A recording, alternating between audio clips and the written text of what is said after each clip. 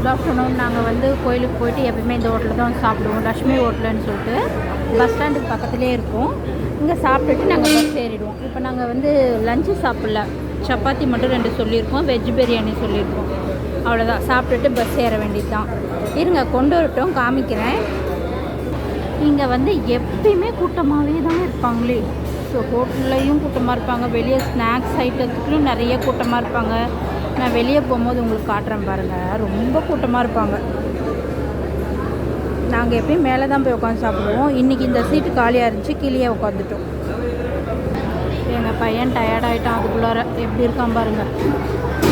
அவனுக்கு எங்கேயாவது வந்தாலே டயர்டாகிடுவான். வெஜ் பிரியாணி வந்துருக்கு, சப்பாத்தி 2, தம்பிக்கும் சப்பாத்தி 2.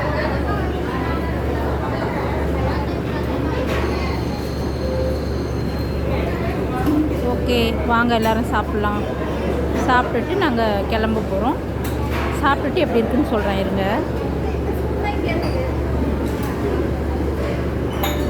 ஒன்றும் ஓஹோன்னு சொல்ல முடியாது, நார்மலாக தான் இருக்குது. ஓகே ஃப்ரெண்ட்ஸ், நாங்கள் சாப்பிட்டுட்டு கிளம்புறோம். அடுத்த வீடியோவில் சந்திக்கலாம். ஓகேவா? ஓகே, பாய்.